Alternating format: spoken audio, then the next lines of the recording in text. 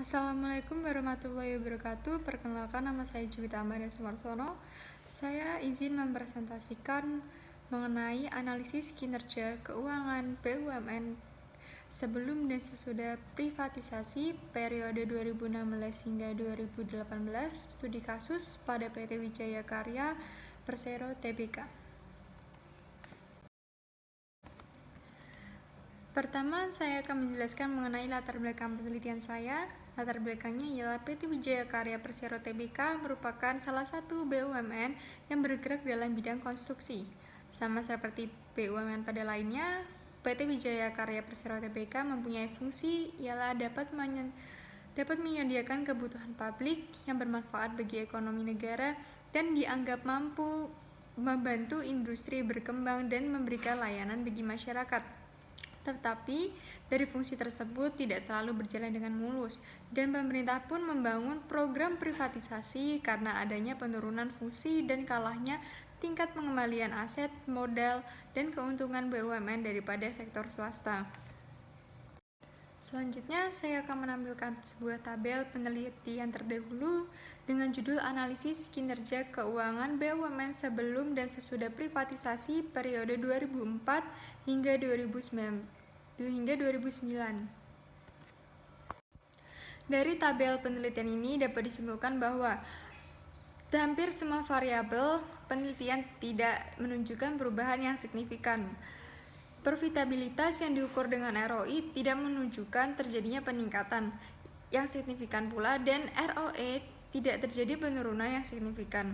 Untuk itu, peneliti melakukan penelitian dengan judul Analisis Kinerja Keuangan BUMN Sebelum dan Sesudah Privatisasi periode 2016 hingga 2018. Lalu adapun perumusan masalah yang peneliti sajikan, yaitu dari adanya penerbitan saham baru pada PT Wijaya Karya, pemerintah melakukan privatisasi saham karena adanya fungsi BUMN yang tidak berjalan dengan optimal dan adanya anggapan bahwa pemerintah tidak mampu mengelola bisnis secara baik. Maka dari itu, dilakukan privatisasi untuk membenahi program BUMN. Selain itu, terdapat pula hasil studi kasus dari penelitian terdahulu yang menunjukkan hasil yang berbeda.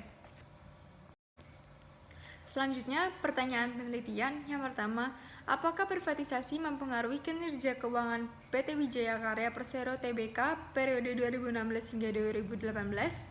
Lalu yang kedua, bagaimana perbandingan kinerja keuangan PT Wijaya Karya Persero Tbk periode 2016 hingga 2018 sebelum dan sesudah privatisasi? Adapun tujuan penelitian, yaitu yang pertama, untuk mengetahui pengaruh privatisasi terhadap kinerja keuangan PT Wijaya Karya Persero Tbk periode 2016 hingga 2018.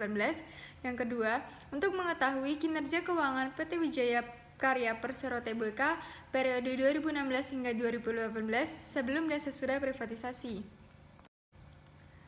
Manfaat penelitian dari peneliti, yaitu yang pertama ada manfaat praktis. Secara praktis, hasil penelitian ini diharapkan dapat memberikan manfaat, yaitu yang pertama, PT Wijaya Karya Persero Tbk diharapkan mampu menjalankan fungsinya dengan baik. Yang kedua, pemerintah dapat melakukan evaluasi mengenai kinerja keuangan BUMN, khususnya pada PT Wijaya Karya Persero Tbk agar lebih baik lagi. Lalu, adapun manfaat teoritis, yaitu yang pertama, hasil penelitian diharapkan mampu memberikan manfaat untuk peneliti berikutnya dan menjadi bahan referensi untuk peneliti dengan studi kasus yang sama. Lalu yang kedua, hasil penelitian diharapkan mampu memberikan manfaat bagi penulis untuk lebih memahami materi yang sudah diberikan di bangku kuliah. Lalu yang terakhir, penelitian ini diharapkan dapat memberikan manfaat bagi pihak-pihak yang berkepentingan. Lalu slide 9 dan 10 ada kajian pustaka. Di sini peneliti menggunakan 4 penelitian terdahulu, yaitu ada Ibnu Kajar tahun 2002, lalu ada Dewi Farida Ratna tahun 2012, lalu ada Kusumawati tahun 2007, dan Nova tahun 2011.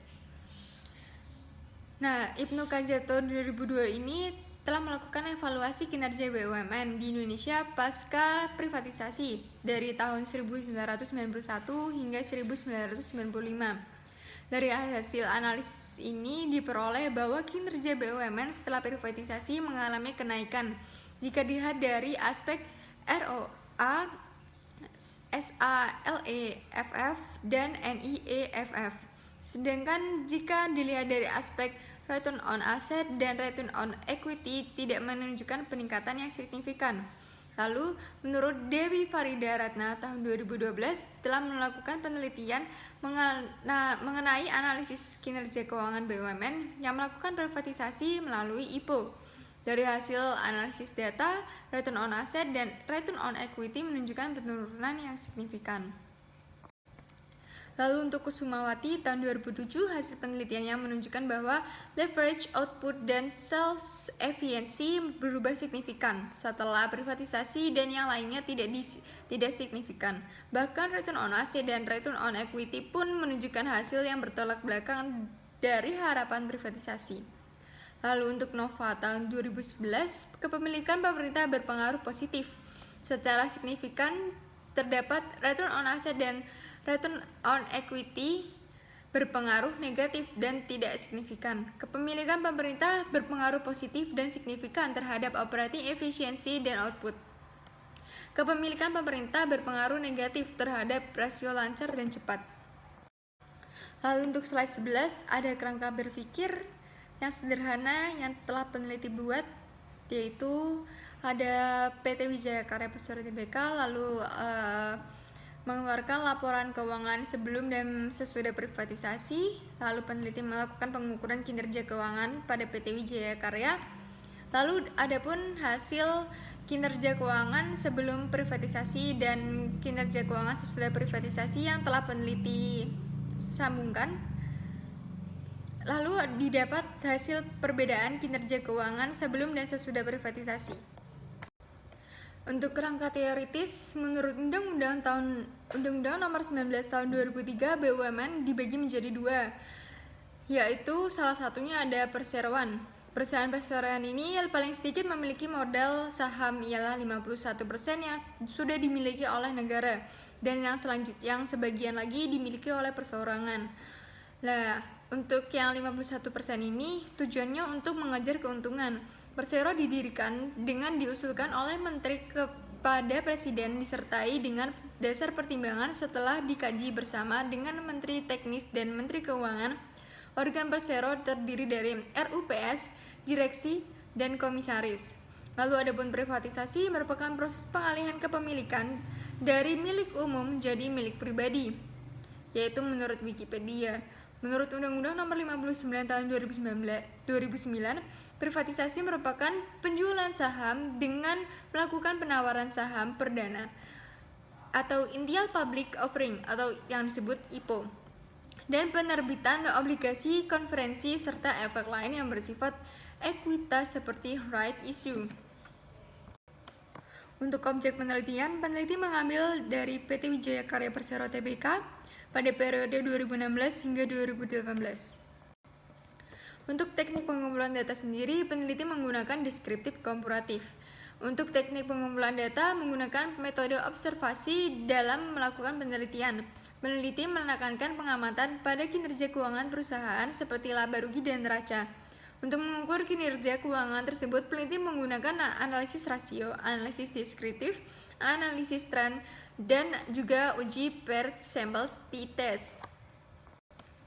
Demikian presentasi yang dapat saya sampaikan. Jika ada kekurangan, saya mohon maaf. Billahi taufiq wal hidayah. Wassalamualaikum warahmatullahi wabarakatuh.